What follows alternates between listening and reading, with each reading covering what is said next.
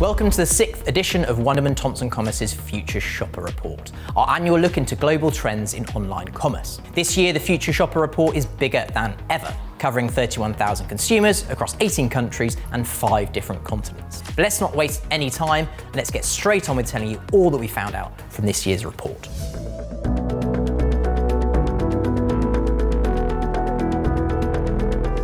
Let's start by looking at how consumers and their shopping habits are changing. But first, let's get a baseline. What are global consumers spending online right now? The answer is 57% of all spending is currently online, above those pre-COVID levels, but not as high as during the heights of lockdown. The biggest online spenders are Chinese consumers, while the lowest are the Japanese with 48%, followed by the French with 50%, meaning that in every country in our survey, bar one, online accounts for at least half of all spend. But it's true that this figure is probably still being impacted by COVID-19, lockdowns, and their after effects. So we asked consumers to predict how much they would spend online in a post-COVID-19 world, and their answer was 54%. Now let that sink in. Consumers are predicting that in the future, online will be the dominant shopping channel. One of the driving factors of online's rise has been an increased comfort with technology. In 2021, 60% of consumers told us that they now felt more comfortable with technology than before the COVID-19 pandemic. In 2022, this percentage has increased to 72%. So it makes sense that more digitally literate consumers are spending more online. Another huge change over the last 2 years has been the impact of working from home. Politicians, business leaders, employees, everyone's discussing its merits. But what's clear is that global consumers want it, with 60% saying they wish their future working habits included more working from home than prior to the pandemic. But what does working from home mean for commerce? Well, it means more online shopping. 69% of consumers said they have shopped more online as a consequence of working from home. And it means that consumers' horizons have been broadened too, at least when it comes to shopping, that is, with 62% saying they have discovered new brands and retailers as a consequence of working from home. Working from home is also impacting loyalty to physical stores. 52% of global consumers feel less loyal to physical stores than they used to. And it also means we're thinking about the way we live. A huge 41% of consumers are thinking about relocating due to working from home, and 47% are reconsidering their reliance on a car. So whether you're a believer or not, working from home has already changed us consumers.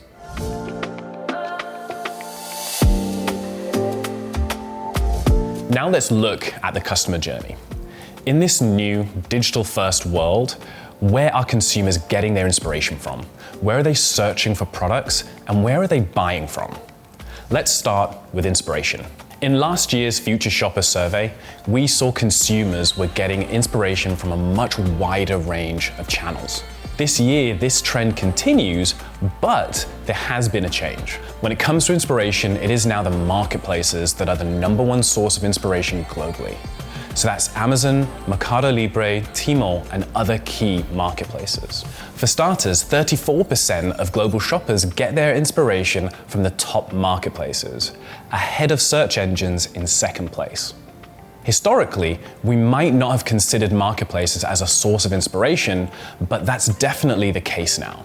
But why is the inspiration phase so important? This comes down to what we are calling compressed commerce, which is the desire for consumers to get from inspiration all the way through to purchase as quickly as possible. In fact, 80% of global consumers say that's what they want. This is why grabbing consumers at the inspiration phase is so important right now. Because if you own the consumer at the inspiration stage, then they are effectively yours to retain or lose right through to purchase. Next up, search. The biggest loser this year in the search phase is, funnily enough, search engines, dropping from first position into second.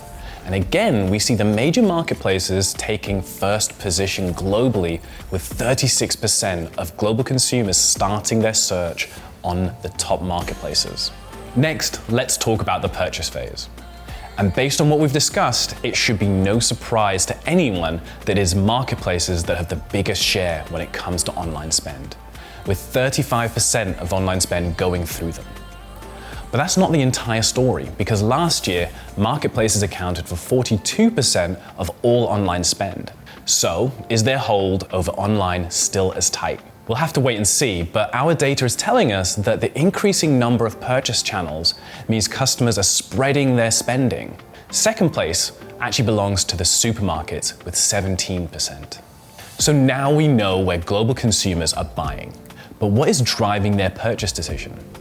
Unsurprisingly, price is the #1 factor that drives online decision making. But as with last year, we also see that service and convenience play a key role too, with availability, delivery, and returns scoring really highly. For a number of years now, we've been talking about how service-led brands are winning the online commerce battle. We're not saying that brand isn't important, just that consumers favor brands that can also offer them fantastic service. And that is backed up by the data. As we've noticed in previous years, when listing out the top factors in online purchasing, brand is not even in the top 10. Last year, brand occupied the 16th position, but this year, it dropped 1 spot to 17th.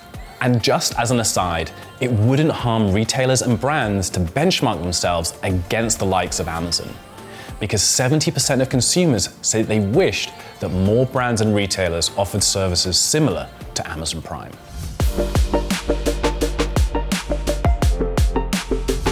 With so much competition for share of wallet, it's vital that businesses, retailers and brands get the experience right, and clearly there is some work to do. While you might imagine that consumers who are now shopping in their droves online are having wonderful experiences, our data tells a different story, because 32% of global shoppers say they find online shopping boring, and 62% wish that the online experience was more entertaining. At the same time, 74% of consumers believe that retailers need to get better at giving them the products, services, and experiences they want when shopping online. Getting the experience right is vitally important. With access to so many alternatives online, consumers can very easily buy from someone else. In fact, 58% of global shoppers said that they will not shop with a retailer, brand, or marketplace which does not match their expectations of online shopping. And the countries with the most demanding consumers are China and the UAE, while it is the Spanish who are the least demanding. But what does good actually look like? When we asked what needed to improve online, it was clear: delivery and returns, with faster delivery in the #1 spot. Once again, we're reminded that consumers are increasingly focusing on service when it comes to their online shopping, and that this is driving their decision making. So let's take a look at delivery. When it comes to improving the delivery experience, most consumers simply want faster delivery. 41% of consumers expect their products to arrive in less than 24 hours, and 24% expect them in less than 2 hours. And who is best at speedy delivery? You guessed it, the marketplaces, who are streets ahead, quite literally, of their competitors when it comes to fast delivery. But what about the flip side of delivery? Returns. Have you ever wondered how much of what was ordered online was returned? Well, wonder no more. The answer is 23%. And it's consumers in India who return the most, while it's Japanese consumers who return the least. And it's important to know that this isn't just because products are wrong or don't fit. In fact, it's a clear tactic of a significant number of shoppers. A huge 39% of online shoppers globally admit that they overorder with the intent of returning unwanted items. Let's take a closer look at marketplaces. As we mentioned earlier, globally, marketplaces account for 35% of all online spend. To some, this figure is actually quite frightening. However, we know that many consumers want to transact quickly and easily. In fact, we always say the most important factors with online shopping are range, ease, speed, and convenience. So it should be no surprise that 64% of consumers say that they are excited about being able to order all their goods through one retailer. But not everyone actually agrees with this. 47% of global consumers said that they are worried about marketplaces dominating the retail industry. But what about everyone who isn't a marketplace? How can such dominance be challenged? While consumers would happily shop elsewhere if there is a better price or more convenient delivery option, the reality is it's pretty hard to fight the likes of Amazon, Tmall, Lazada, and Mercado Libre on these factors.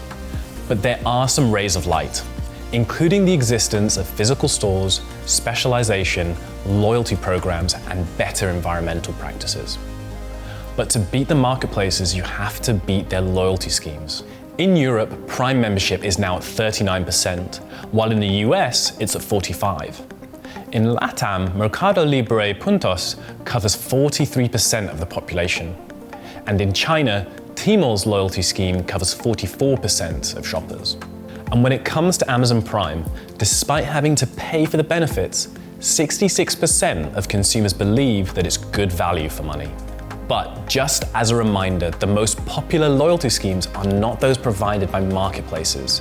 In number one position is grocery and supermarket loyalty schemes.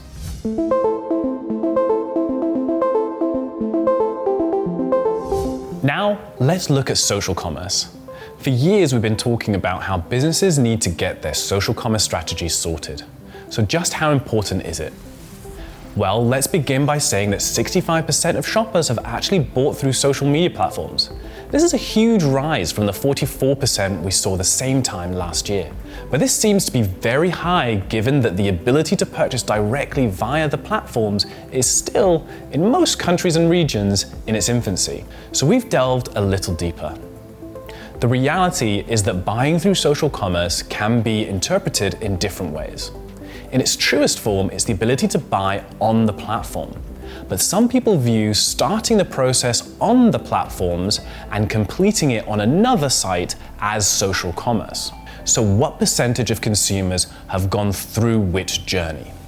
We found that 36% of consumers say that they have purchased on platform, while 34% say that they have followed a link from the social media platform to a retailer or brand site where they have purchased. Buying on platform is so important because 56% of consumers globally say that they do not want to leave the social media site to complete the transaction. And what about the future? Will we see these figures rise? Absolutely. 53% of consumers say that they intend to shop more through social media platforms in the future. We also asked what would encourage consumers to purchase more through social media platforms in the future. Deals and discounts came in first position, second came ease of purchase, once again reinforcing the need for a simple buying mechanism on social. Now, what about live stream commerce? How carefully do we need to keep an eye on this? Amazingly, 46% of consumers globally said that they had used live stream commerce to purchase products. We think you might want to take this with a pinch of salt, mainly because perhaps the respondents meant that watching live stream videos had influenced their purchase. Nonetheless, this is a growing and important commerce channel that you should definitely keep an eye on, if not start to build strategies around.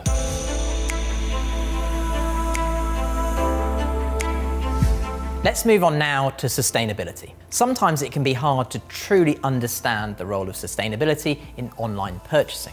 It feels like the demands of consumers are often at odds with maintaining the health of our environment. So let's begin by asking ourselves, how much does sustainability drive purchasing? When it comes to actually making their purchases, 65% of consumers said that ethics and morals play an important part in their decision. It would also seem that retailers and brands should be putting sustainability at the core of their offering. Why? Because 61% of global consumers say that they like to shop with brands who have a purpose that goes beyond just selling services and products, while 60% say that they actively choose retailers and brands that are environmentally friendly. But hang on just a minute. When we asked consumers about delivery, didn't 48% of global consumers demand fast delivery, while just 24% wanted their deliveries to consider the environment more? Doesn't that contradict the stats we've just been through? And what about when the consumer can choose how environmentally friendly their deliveries are, using, for example, Amazon Day Delivery or the local alternative? As an example, in the UK, only 38% of consumers claim to have opted for these environmentally friendly delivery options. Not exactly proof that consumers are desperate to help the environment over getting their products fast. So what's the conclusion here? Well, simply put, consumers want it all. Great environmental practices and great services. And who is seen as being best in class when it comes to these environmentally friendly options? Once again, it is the lead marketplaces in each region that are seen as best. One thing is very clear from our research. Consumers want digital innovation. 64% of global consumers said that they wished that brands and retailers would be more innovative in how they use digital technology to improve their experiences. And this view is backed up by 59% who say that if a brand or retailer is digitally innovative, then they are more likely to purchase from them. So let's look a little further into the future to see what we should be planning for. First up, let's talk about product and service digitization. We tend to think about e-commerce as being about picking, packing, and delivering physical items. But did you know that in 2021, 33% of everything that was bought online was digital, not physical? This year, the figure has risen to 38%.